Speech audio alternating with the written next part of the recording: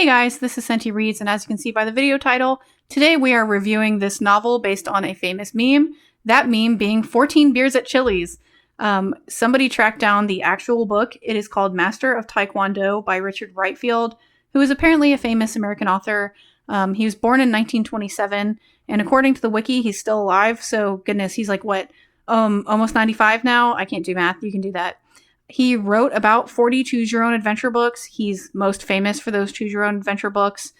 He's best known for his collection about martial arts, which is one of the books we'll be looking at today. But apparently he's also written about scientific things and fantasy in some of his choose-your-own-adventure books. He also has a collection of books about Indiana Jones. So I guess if you're into that, look that up. Master of Taekwondo was published all the way back in 1990.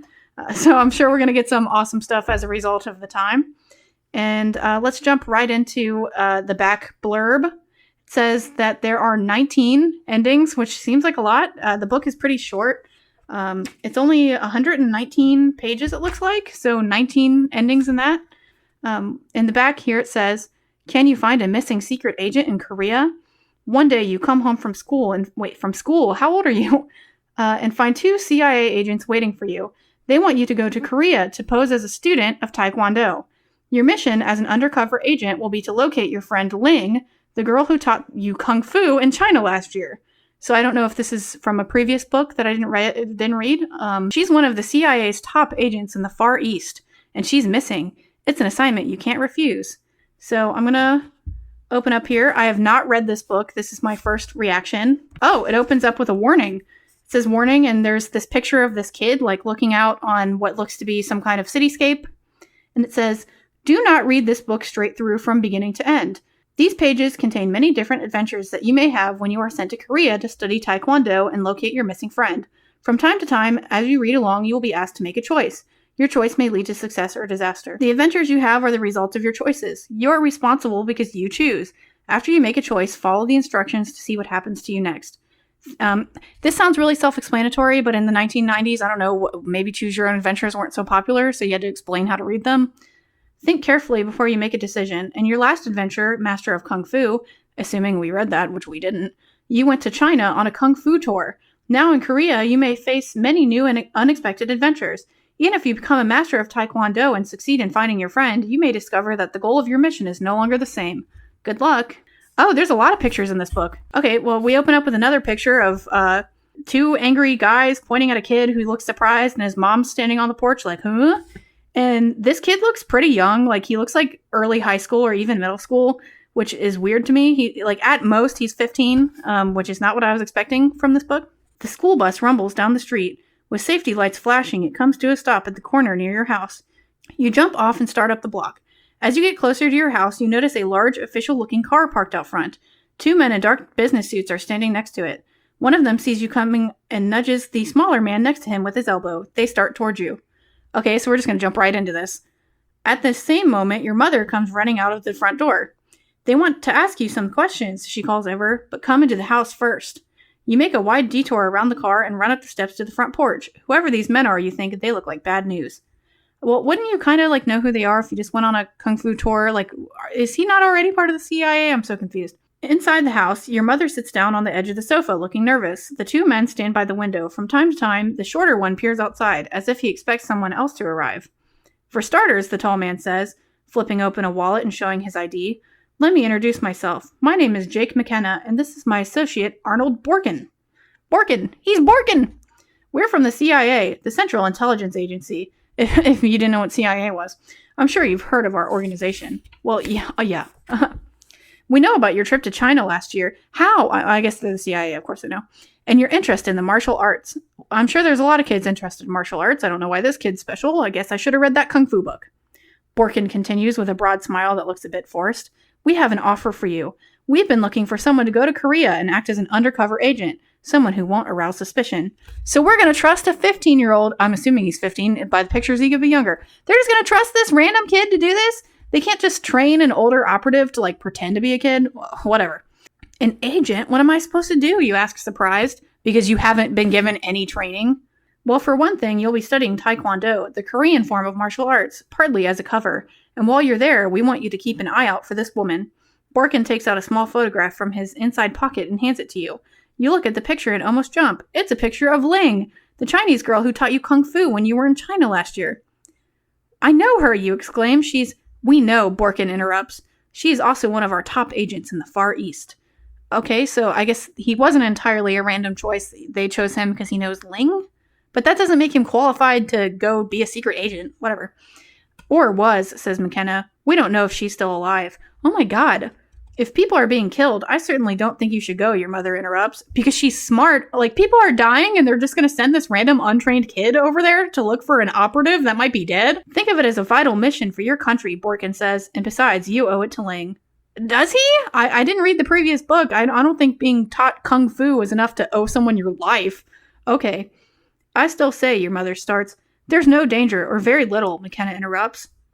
How is there no danger if Ling is potentially dead? What the hell? McKenna interrupts, and it's something of supreme importance to national security. Why? Why? I don't understand. I guess they're not going to tell you why because Ling is on a secret mission or whatever, but I don't understand how that's national security related. What do I do if I find Ling, you ask? I'm crack up. Borkin hands you a set of instructions. Number 1, when you reach Seoul, enroll in a Taekwondo school of your choice. 2, keep a lookout for any information concerning the whereabouts of Ling. Well, they don't have any sort of, like, intelligence to show them, like, hey, you should go to this school. She's known to hang out around here. Like, this is all on him, an untrained person, to do all of this surveillance. If Ling is located, immediately activate the miniature transmitter hidden in your wristwatch by pulling the time-setting knob free from the watch. This will send the proper signal. 4, do not use the transmitter for any other purpose. So I'm guessing that's going to be an option we can do later, is to use it for the wrong purpose. Burn these instructions as soon as you have them memorized, Borkin says. That's dramatic. Right now, you will have to decide if you want to go directly to Korea when your summer vacation starts, or if you want to get in 2 weeks of special training and undercover work at our camp in Maryland first. Why is it his choice? Why that training should be mandatory, because if he's not trained, he can undermine the entire mission. Why is training mandatory? I haven't even said I'll go, you point out to the 2 agents, but deep down you already decided you wouldn't miss this for anything. Well, given that it's the CIA, I don't know that you really have a choice there, bud. They're going to kill you if you don't do it. CIA, I'm not slamming you. Don't kill me. So obviously we're going to go to the training camp, because why is this even a choice? Of course we're going to get trained. So it says here we're going to go to page 103. Here it is. Okay, we're at page 103. Oh, we get another illustration. So it looks like this army guy in like some kind of army vehicle, like a Jeep, and he is pointing to you, and you're sitting on your suitcase waiting to get picked up, I guess. Maybe I'd better get some kind of training in before I go back to the Orient, you say. Oof, the Orient. Definitely written in the 90s, huh? A wise decision, McKenna says. Here's a rail pass. Exactly a week after your school term ends and your summer vacation begins, take the train to Springview, Maryland. You'll be met at the station and driven to the camp. So if he already had the rail pass ready, why didn't he just say, here's this rail pass, go to training? Why is this a choice? Your mother watches through the window as McKenna and Borkin walk across the lawn and get into their car. After the agents have driven away, the 2 of you have an argument. At least I can take the training, you tell your mother. It'll just be like going to summer camp, and if I don't like it, I can just quit instead of going to Korea where people have died and the person I'm looking for might be dead. Oh my god, no. Your mother's not totally convinced, but with persistence, you win the argument. What is she, just a pushover? She's just going to let you pack up and go to Korea to be a CIA agent? What the fuck? After school closes, you pack your bag and take the train to Maryland. When you get to Springview, you get off the train and wait. An hour later, a Jeep skids to a stop next to the platform. A man in plain fatigues without any insignia leans out the window and calls over, Hey kid, what's your name? My name is Senti, and I'm actually a girl, but apparently I'm a boy in this book, so that's fine. I'm here to get you, he says, reaching over and opening the door on the right side of the Jeep. Jump in. The name is McPhee. General McPhee, he says, getting the Jeep into gear and speeding out of the station. General? You're a general, you ask? And now we have to go to page 43 to continue this narrative. Okay, page 43. McPhee drives with one hand and pulls a military hat out from under the seat. What is a military hat? I don't know. It has 2 stars on it. I only wear this on ceremonial occasions, he says. Out at the camp, we're very informal. Nobody worries about rank. It's not like you being in the army or anything. Okay, well, he's not in the army. He's a CIA agent. Well, a kid CIA agent in training. 20 minutes later, you are rolling through a heavily wooded area. It's not far now, General McPhee says. Oh, and before we get there, you have to decide whether you want night training or day training. What's the difference, you ask? Exactly, what is the difference? Why do we get all these choices? Why don't they have one standardized program? I don't understand. Well, for one thing, with night training, you're not going to see daylight for a couple of weeks. We train you to live in the dark, operate in the dark, and fight in the dark. Day training is somewhat more conventional. Well, why would you choose night training if you're going to a Taekwondo school in Korea? They're probably teaching the classes during the day and not in the middle of the night. Like, why is there not standardized training? I have to decide right away, you ask. Yes, I know I'm not giving you much time, he says as the Jeep turns onto an unmarked road that winds through a thick woods. You come out at the edge of a field around which are several barn-like structures and a building that is clearly a barracks. Why is it clearly a barracks? I don't know how he knows that, because I don't know what a barracks would look like from the outside, but whatever. Have you decided? General McPhee asks. Night training certainly sounds like fun, you speculate, and at the very least it would be exciting. On the other hand, it might be less riskier. Be less riskier? I think you mean less risky. To pick day training. You don't want to get involved in something you'll regret. Well, it's training. How's any of it risky? It should be safe if it's training. You know what? I said night training is stupid, and I do think night training is stupid, which is exactly why we're going to do night training. So we're going to page 111 to do our night training. I guess I'll pick night training, you say. It sounds exciting. All right, then. I'll turn you over to Sergeant Dawson. As soon as it gets dark, that is. He's sleeping right now. Until then, we'll put you in a sensory deprivation, McPhee says. What does that mean? That sounds scary. Is he being, tortured on Guantanamo? What is going on? What is that? What is that, you ask, sounding more than a little worried. It's something you'll have to get used to at night. Basically, it means sitting in the dark without sounds or other stimuli. Why, though? Because even at night, there's still, sounds going around you where you're at. If you're in the dark woods, you might hear some owls or something. It's never, fully nothing just because it's nighttime. Like sleeping, you ask? Definitely not. If you fall asleep, you're in serious trouble. Even though nothing is happening, you have to remain fully alert, which, as a person with ADHD, sounds like my personal hell. The Jeep stops in front of one of the plain wooden buildings. A man comes out. Here is a new recruit for night training, McPhee tells him. Put him in isolation until tonight, then Sergeant Dawson will take over. You get out of the Jeep and McPhee drives off to another part of the compound. The new man then leads you into the wooden building. Inside here is a chamber completely enclosed by a wall several feet thick. It is made of sound-absorbing insulation, he says, opening a door to the dark inner chamber. Well, is there ventilation in here, sir? Am I going to suffocate?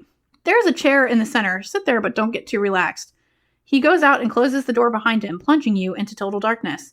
It's so quiet that soon you begin to hear the blood rushing through the veins in your head. It sounds like a waterfall heard from a distance.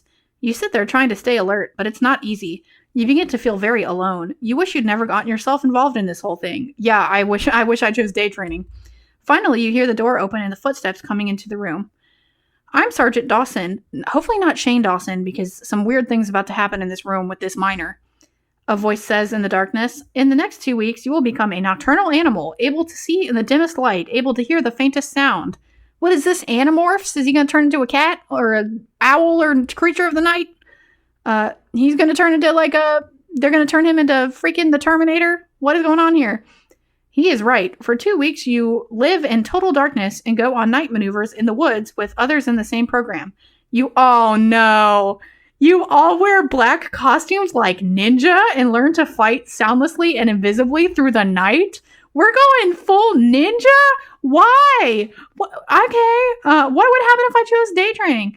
After 2 weeks, you finish your training. Wait, that's it? We don't even go through training? It's just hey, you did the training? What? That's lame. Okay. You have been assigned to track down a Chinese woman named Lang, General McPhee says. You have the advantage of knowing her personally. Right now, we have possible sightings in Singapore and Macau. Where would you like to look? Well, I thought we were going to Korea. I thought Ling was in Korea. What about Singapore and Macau? What happened to Korea and the Taekwondo? Without any information, either choice seems as good as the other. You don't, however, have the luxury of time. You have to make a decision right now. Well, they just told me I don't have any information. How am I possibly supposed to make this choice? You know what? I've heard of Macau. I don't know anything about it. So let's get some education. Let's go to Macau, which is page 118, which is one of the last pages in the book here. I remember Macau, you say. I was there when I was in China. Okay, so maybe I would have known if I read the previous book, what a better choice would be. It might be interesting. A special plane with a dark room. A dark room? Why is there a dark room on this plane? You got to keep your night training even on the plane? What? If you go in the daylight, what if your night training is spoiled? What is this training? I'm so confused. Okay. A special plane with a dark room will fly you to Hong Kong. Once there, at night, of course, you will be transferred to a small seaplane and does the seaplane have a dark room? And put down on the South China Sea off the coast of Macau, McPhee says. The main headquarters of the Red Dragon Society is in an old Portuguese villa on a high bluff overlooking the sea. We have reason to believe that Ling may be staying there. What is the Red Dragon Society? Are they friends or are they enemies? I'm assuming friends if Ling is staying there. Or what if she's being held captive? I don't understand what's happening. An hour after sunset the following day, you are on a rubber raft close to the beach of Macau. The lights of the villa are at the top of a high cliff directly ahead. You beach the raft next to some large rocks and start climbing upward. So were we given, like, sea vessel training? I wouldn't know how to pilot a raft. Was that part of our night training? You beach the raft next to some large rocks and start climbing upward. You have no trouble finding your way. You can now see in almost total darkness. Well, I'm glad I became Batman or whatever the fuck. Just before you get to the top of the cliff, all the lights in the villa go out. At the top, you flatten yourself against the building and work your way through a dark window. You are peering through when the lights come back on. The burst of light temporarily blinds you. You've been in darkness for so long, an ordinary light bulb now seems as bright as the sun. See, this is why I told you the night training is stupid. They really did just keep this boy in, like, pitch blackness for 2 weeks, and then they're like, okay, go on this mission. Except it's not dark all the time in Macau. There's daytime. What is he supposed to do? Oh my god. Okay, so he's blinded by a regular-ass light bulb. And before your eyes can adjust to the light, several hands grab you and heave you back over the cliff.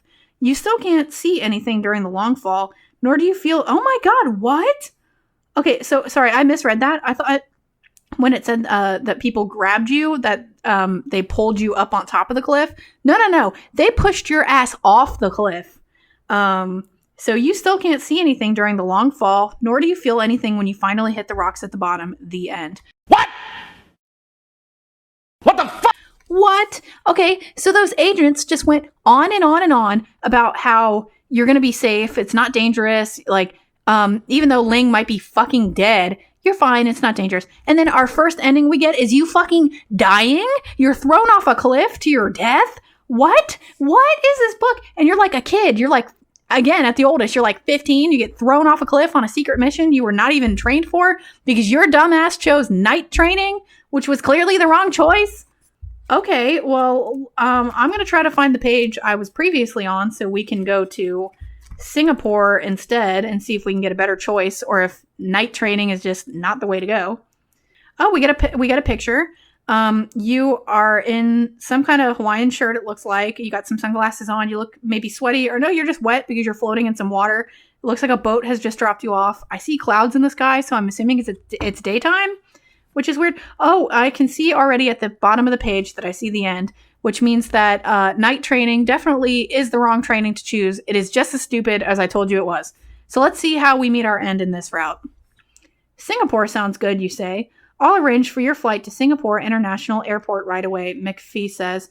Before you leave, you'll be given special dark glasses that will protect your eyes during the day. Why did they not give us those dark glasses when we went to Macau? If we had those dark glasses, we probably wouldn't have been blinded by a light bulb and fell off a cliff to our deaths. Where were the dark glasses then? Okay, so we're going to get these dark glasses. Your cover will be that you are blind. Why? Okay, but we didn't get a cover in the previous one. Okay, so we're blind. Hoping for miraculous... What? Your cover will be that you are blind, hoping for a miraculous cure at the Buddhist shrine on Palau in a small island near the much larger island of Singapore itself. What kind of cover is that? What? Okay, well, does this mean we're going to get a crash course training on Buddhism so we don't sound like a dumbass when we show up looking to be cured of our blindness? Are you going to, like, how are we going to wander around like we're blind and, like, pretend like we don't know how to see? I'm confused. Like, they're going to clearly know you can see. What? Okay. Once there, your local CIA contact will meet you at the shrine.